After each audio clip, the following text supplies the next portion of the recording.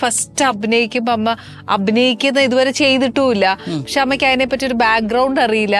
പക്ഷെ first day തന്നെ ഇത്രയും വലിയൊരു ഫിലിം ചെയ്യുന്നു. ഒരു പേടിയില്ല. എനിക്ക് MGR അറിയില്ല. അറിയില്ല. ഞാൻ പടമേ സിനിമയെ കണ്ടിട്ടില്ല. ഒരു സിനിമ കണ്ടിട്ടുണ്ട്, പന്തെങ്ങാണ്ടും ഒരു സിനിമ ചെറുപ്പത്തിൽ. പിന്നെ വന്ന് സത്യം സാർ ആരാന്ന് എനിക്കറിയില്ല. അപ്പോൾ ഇപ്പോൾ അബ്ദുൽ കലാം എന്ന് പറഞ്ഞാൽ അറിഞ്ഞാലല്ലേ നമുക്ക് അവരോട് ഒരു ഭയങ്കര ഒരു മര്യാദയൊക്കെ തോന്നുള്ളൂ. അവരെ പറ്റി അറിഞ്ഞില്ലെങ്കിലോ അറിയില്ല. അത് കാരണം എനിക്ക് യാതൊരു പേടിയില്ല. അഭിനയിക്കാനും പേടിയില്ല. അഭിനയിക്കാനും പേടിയില്ല. എനിക്ക് വലിയ താല്പര്യവും ഇല്ല അഭിനയിക്കാനൊക്കെ. അയ്യോ ഇല്ല. പക്ഷെ എന്ത് ചെയ്യാനാ, അമ്മ അഭിനയിക്കാൻ പറഞ്ഞു, അഭിനയിച്ചു. അങ്ങനത്തെ ഒരു സിറ്റുവേഷനിൽ അഭിനയിക്കേണ്ടി വന്നു. അപ്പൊ പിന്നെ അമ്മയ്ക്ക് ആ ലൈഫ് സ്റ്റാർട്ട് ചെയ്തതിന് ശേഷം തിരിഞ്ഞു നോക്കേണ്ടി വന്നിട്ടില്ല? പിന്നെ തിരിഞ്ഞു നോക്കേണ്ടി വന്നില്ല. പിന്നെ മെരിലാൻഡ് അൽത്താര എന്നൊക്കെ ഒരു പടത്തിലൊക്കെ അഭിനയിക്കുമ്പോൾ ഞാനൊരു ക്യാൻസർ രോഗിയായിട്ടൊക്കെ അഭിനയിച്ചത്. അപ്പോഴാണ് എനിക്ക് തോന്നിയത് സിനിമ എന്ന് പറയുന്നത് ഇത്രയും ആൾക്കാർ കാണുന്നതാണല്ലോ. തീർച്ചയായിട്ടും. ഇപ്പൊ ഇതിൽ ഇത്രയും കാര്യങ്ങളുണ്ടോ, കാശ് മാത്രമല്ലല്ലോ എന്നൊക്കെ പിന്നെയാണ് എനിക്ക് ഒരു പഠിക്കാൻ തുടങ്ങിയത്. 3 ഫിലിം അമ്മ ഡയറക്ട് ചെയ്തു. അപ്പം ഈ ഒരു ഇത്രയും പ്രതിഷേധം ഇവിടെ ഉണ്ടെങ്കിലും അമ്മ അതിനെപ്പറ്റി ചിന്തിക്കാതെ I can direct A movie എന്ന് അമ്മ തീരുമാനിക്കുക. ഈ കോൺഫിഡൻസ് ലെവലൊക്കെ അമ്മ എങ്ങനെയാച്ചാൽ എനിക്ക് ഈ ഡയറി എഴുതുന്ന പരിചയം ചെറുപ്പം മുതലേ ഉണ്ട്. അപ്പൊ ഡയറി എഴുതാൻ തുടങ്ങിയാൽ നമുക്ക് എഴുത്തിലൂടെ നമുക്ക് താല്പര്യം വരും, എഴുതാൻ തോന്നും. അന്ന കാലത്ത് എഴുന്നേറ്റ് ഞാൻ നോക്കിയപ്പോൾ പുറത്തിലുള്ള മരത്തിൽ ഒരുപാട് കിളികളുണ്ടായിരുന്നു. അത് കണ്ടപ്പോൾ എനിക്ക് ഭയങ്കര സന്തോഷം ഉണ്ടായിരുന്നു. ഇങ്ങനെ എഴുതില്ല നമ്മൾ. അങ്ങനെ ഞാൻ കഥ എഴുതാൻ തുടങ്ങി. കൊച്ചു കഥകളൊക്കെ എഴുതി. അപ്പോൾ ഞാൻ ഷോട്ട് കഴിഞ്ഞാൽ ഞാൻ പുറത്ത് പോയില്ല. ഒരു ഷോട്ട് ഇപ്പോൾ ഈ ഒരു ഷൂട്ടിങ് നടക്കുമ്പോൾ ഷൂട്ടിങ് കഴിഞ്ഞോണ്ട് ഒരു ഷോട്ട് കഴിഞ്ഞോണ്ട് എല്ലാവരും പുറത്ത് പോയിരുന്ന് സംസാരിക്കും. ഞാൻ ഇരുന്ന് ഇങ്ങനെ നോക്കും, ഈ ഡയറക്ടർ എന്ത് ചെയ്യുന്നു, ഈ ക്യാമറ എന്ത് ചെയ്യുന്നു, എത്ര ട്രോളി ഇടുന്നു, എവിടെയാണ് ക്ലോസപ്പ് വെക്കുന്നത്, എവിടെയാണ് ലോങ് ഷോട്ട് വെക്കുന്നത്, എവിടെയാണ് സിനിമയെ പഠിക്കാൻ. അതൊരു പഠിക്കാൻ വേണ്ടിയല്ല, ഇൻട്രസ്റ്റ് എനിക്ക്. ഇപ്പം നമുക്ക് ചില കാര്യങ്ങളോടൊക്കെ ഇൻട്രസ്റ്റ് തോന്നി, അത് പറയുക ഇൻട്രസ്റ്റ് ആയിട്ട് നോക്കാൻ തുടങ്ങിയതാ. അപ്പോൾ ഞാൻ സത്യൻ സാറോട് അടുത്ത് സത്യൻ സാറൊക്കെ ഉണ്ടാവും, ഞാൻ പറയും, ഇവിടെ ഒരു ക്ലോസപ്പ് വെക്കണ്ടേ, നമ്മൾ ഇത്രയും കഷ്ടപ്പെട്ട് ഈ കാര്യം പറയുമ്പോൾ ഒരു ക്ലോസപ്പ് വേണ്ടേ സാറെന്നൊക്കെ ഞാൻ പറയും.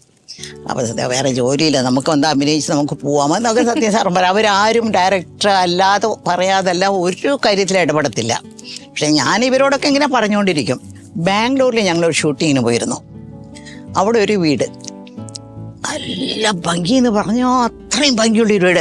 കാർപ്പറ്റൊക്കെ ഇത്രയും പൊക്കമുള്ളൊരു കാർപ്പറ്റൊക്കെ ഉള്ളൊരു നല്ല, ആ സ്ത്രീ വെച്ചാൽ ആ വീട്ടിലുള്ള അമ്മ ഒരു മാസത്തിലൊരു പ്രാവശ്യം എല്ലാം വന്ന് മാർബിളിലുള്ള താഴെയൊക്കെ വന്ന് വൈറ്റ് കാർപ്പറ്റ് മാർബിളുള്ള ഇതൊക്കെ വെച്ചിട്ട് ചെയ്യും. ഒരു അടുത്ത മാസം വന്ന് മുഴുവനും വന്ന് എല്ലാം ബ്രാസിൽ റീഅറേഞ്ച് ചെയ്യും.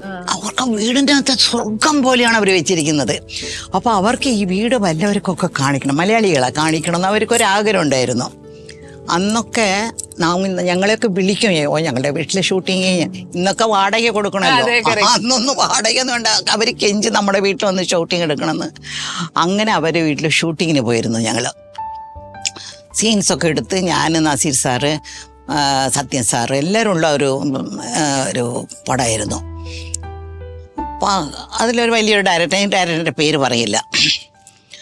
അപ്പോൾ അങ്ങനെ ആയപ്പോൾ ഒരു 2 ദിവസം ഷൂട്ടിങ്, ഒരു ദിവസം ലാസ്റ്റ് ദിവസത്തിൻ്റെ ഷൂട്ടിങ് സമയത്ത് ഞങ്ങളെ കാത്തിരിക്കുന്നു, ഡയറക്ടർ വരുന്നില്ല.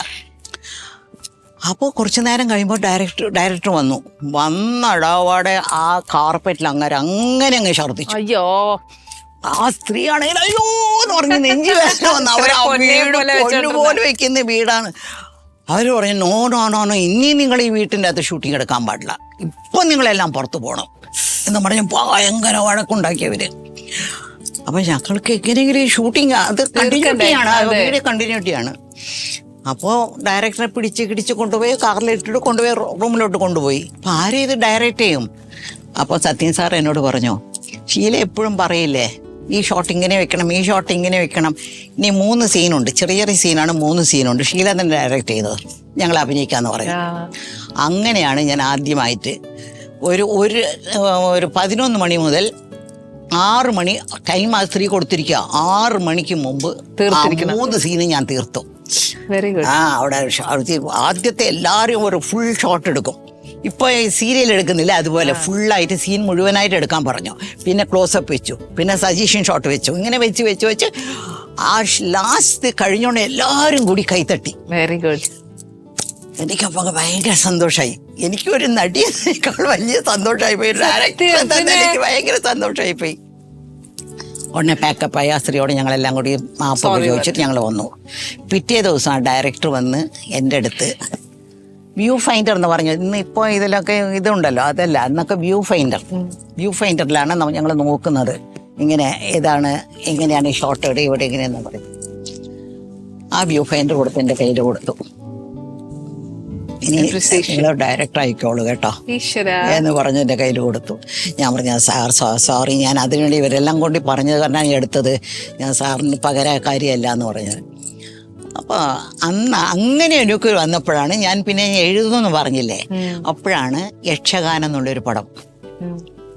ഇപ്പോൾ അരൺമണയിൽ നിന്നൊക്കെ വന്നില്ലേ ഒരു പടം, അതാണ് യക്ഷഗാനം.